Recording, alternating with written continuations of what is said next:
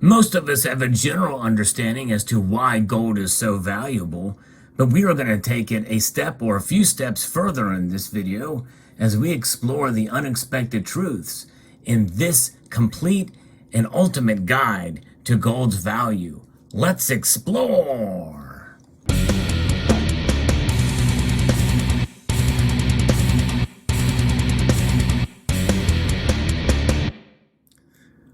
Gold has been seen as a stable store of value for thousands of years. In this article I'm going to be referencing from Stephen Cochran, and that is something that certainly most of us know. It is a metal that has performed quite well in times of economic and even societal unrest. We know gold jewelry has also played a role in terms of highly sought after luxury goods, and that's been the case for much of those thousands of years. And gold's non-correlation to stocks and many other assets make it a financial safe haven during market volatility, downturns, and we've also seen that in the case of black swan market shocks. Gold's modern value is augmented by growing in industrial and medical demand. The physical properties of the metal make it an indispensable element for everything that we've talked about and seen in terms of the variety of uses for gold that we see out there. I think only silver has an even more versatile range of uses than gold, but nonetheless, gold is invaluable, especially in space, in electronics, and as well as in the medical field. So the first area where we know that gold is so valuable in this unexpected truth is that it's very rare. Gold is one of the rarest elements on Earth. And this rarity is responsible for a lot of gold's value. However, it's not the only thing that marks its value, because there are other metals that are more rare that are not as valuable. So it's one of those things where it has that sweet spot of rarity. How much gold is left in the world? Instead of being measured in parts per million like other metals, gold makes up only 4 parts per billion in the Earth's crust. Of course, gold mining companies dig where gold has already been found. I'll talk about that later as well. But it still takes a massive amount of digging to recover commercial quantities of gold. In fact, it's even rarer than diamonds. A good illustration of how rare gold is that a gold mine that recovers 6 grams of gold for every ton of rock it mines is considered commercially viable. This works out to more than 5 tons of rock being dug out, crushed and treated to get 1 single ounce of gold. Can you imagine the expense of doing that? We'll talk about that later too, because yes, it is quite expensive. That's why gold is so valuable. But it is not so rare that it is pricing itself out of the market, or that it's not useful in other areas other than just being stored. But make no mistake, a lot of gold mining has happened since the year 1900. And I did a video about that recently, how we're talking over 80% of the gold ever mined has been mined in the last 200 years. And it's still very valuable, but not so rare that it can't be traded and recognized. Whereas iridium, we also have other rare elements out there that are very rare, but not priced as high as gold is, like platinum. And even palladium right now is not as valuable as gold is. There's number 2 reason, and the unexpected truth behind gold's value is gold jewelry. Gold jewelry has been valued for thousands of years. And why is that? Because of its beauty. There is evidence to believe that gold, not copper, was the first metal our ancestors fashioned into items. Its yellow color and luster made gold stand out to early humans. Gold's low melting point also helped to play a role in the earliest pre-industrial technology, found in a nearly pure form in nature. This bright, easily worked metal quickly became treasured for its beauty. With the development of large, centralized societies, gold took on a financial aspect as well as an ornamental one. Gold is eternal in some sense because it has the highest corrosion resistance of any known metal out there. Platinum is a close second. As a result, gold became one of mankind's most non-perishable assets and long-term stores of wealth. The earliest known examples of gold jewelry were wrought from native gold 6,500 years ago. That's a long time before it was ever used as money. So that is the history of gold and how it was valued. Large number of gold ornaments that were found in some of these graves in the prehistoric Varna civilization predates the first Sumerian and Egyptian gold jewelry by more than 1,500 years. Jewelry still valuable, very much so today, and you can find it in all different forms, and it is certainly a part of our society here in the West, and even much more so in the East. Large quantities of gold, silver, and copper are needed each year for a wide range of electrical components in our everyday lives. And that's why more and more people want to get gold, and it includes companies looking for it in the ground. And when you think about a company you should look for to invest in that's getting gold out of the ground, that's where you want to find somebody that has clues of success in prior ventures in gold mining, and as well as headroom for growth potential. Gold mining stocks tend to outperform gold's price as leverage as witnessed throughout bull cycles. US Gold Mining Incorporated, who is the sponsor of this video, with the NASDAQ ticker USGO, was recently spun off of Gold Mining Incorporated, a company I profiled not too long ago, with a massive $21 million cash on hand with a $180 million market cap. They got no debt, and they have 81% ownership from gold mining directly into the company. Tim Smith, who is the CEO, is a professional geoscientist with over 25 years of experience in mineral exploration and mining. He has a track record of discovery and mine development of major gold systems in Australia, Canada, with junior, mid-tier, and major mining companies including Goldcorp and Newmont. In fact, he left Newmont to join US Gold Mining because he sees the potential here. So let's look at the valuation. US Gold Mining is priced far cheaper than the median of its peers. The market cap is $180 million. So when you deduct $20 million in cash, the enterprise value is $160 million. The company owns the Whistler project in Alaska with 3 million equivalent ounces of indicated resource of gold and 6.4 million equivalent ounces of inferred gold. After dividing 160 million by 9.4 million ounces of total equivalent gold across all categories, we reach $17 an ounce. This is a big deal because the last three buyouts in this region in Alaska in 2020, 2021, and 2022 happened at over $100 an ounce. So the next step is to drill to increase the indicated or measured resource ounce numbers. No drilling has been conducted in the property since 2011. So you have to think about the advancements in technology in the past 12 years and how much potential this implies for the project. Whistler is a large gold-copper exploration project located 105 miles northwest of Anchorage, Alaska, with all the infrastructure and everything in place. Alaska ranks number 2 worldwide in the Best Practices Mineral Potential Index for the geological potential and number 4 overall investment attractiveness.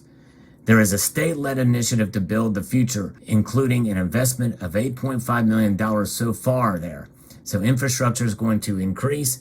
There is this huge potential in U.S. gold mining, as we see with all of these things that I've mentioned before. There's a lot of headroom to grow when you look at the numbers.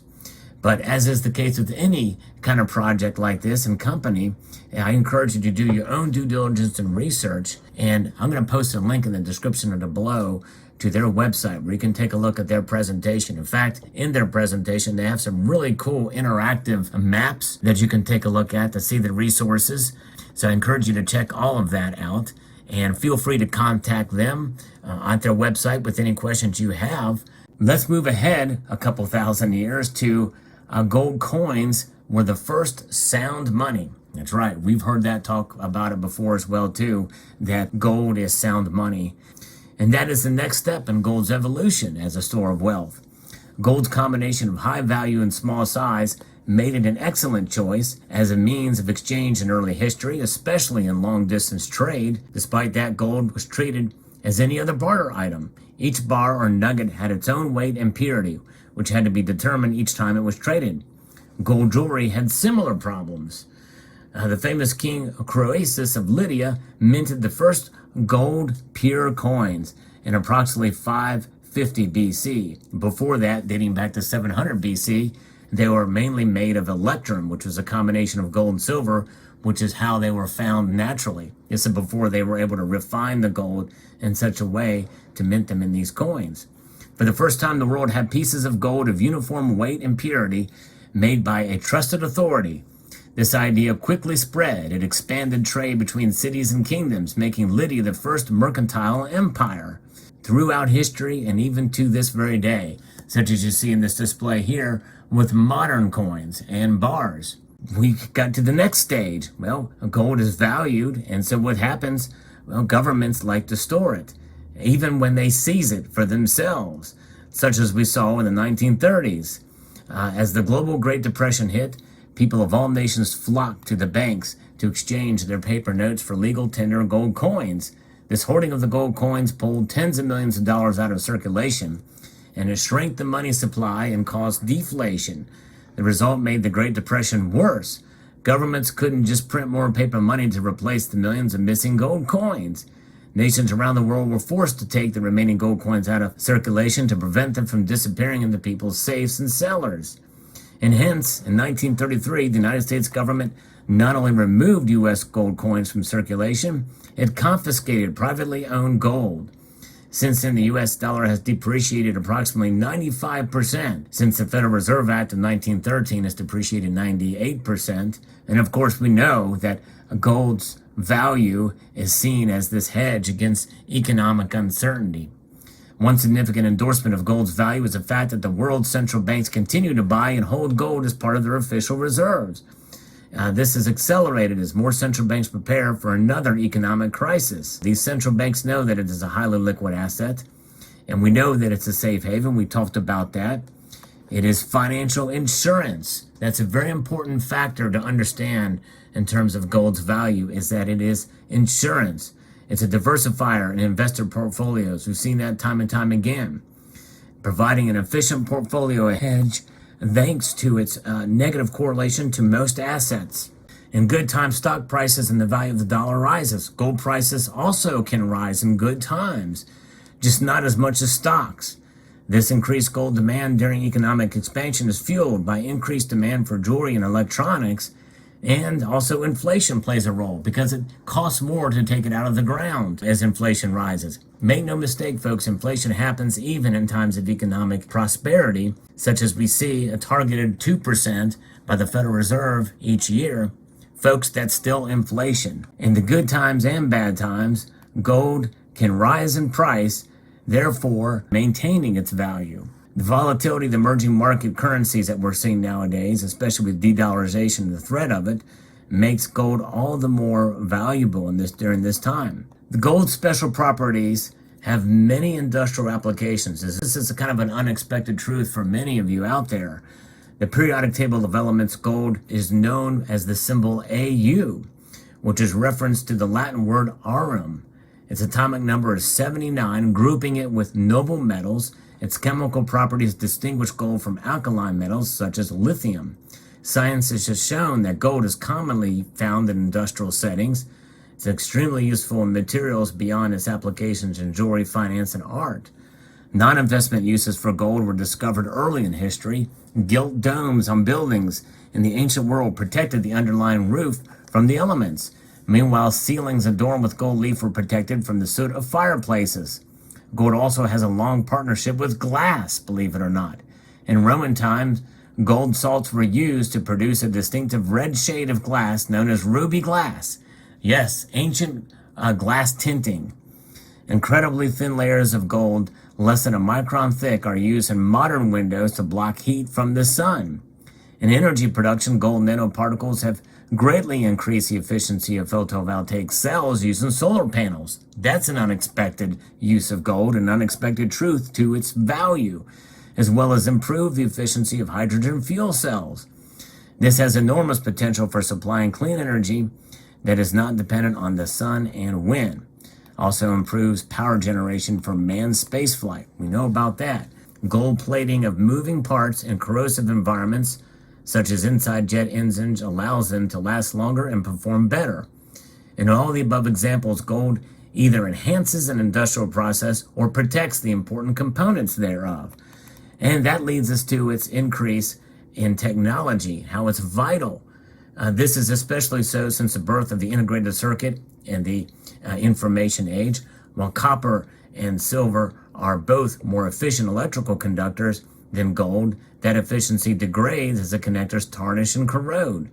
Gold does not tarnish, so this makes gold the preferred choice for plating electrical connectors and integrated circuits. Gold's properties as tarnish-proof metal in electronics is especially valuable in situations where the circuitry will be inaccessible.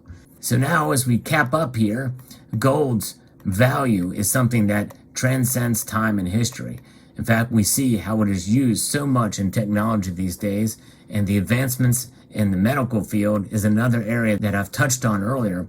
There's so many more advances that we're seeing, that we're using nanotechnology to compact antibiotic-resistant superbugs. But in the end, to recap, as far as gold's value is its artistic appeal. Just the actual look at this, in so many different ways you can craft gold, from highly polished gold-proof coins such as this to the poured gold rough look. There's so many different ways that gold can be crafted, stretched out in many different forms. So it is timeless. And that timeless factor of gold is probably the most important reason. It's intrinsic, it's historic. Let me know what your thoughts are in the comment section down below. We'd like to extend a multitude of gratitude to you all for taking the time to watch, and encourage you to please rate, share, comment, and subscribe.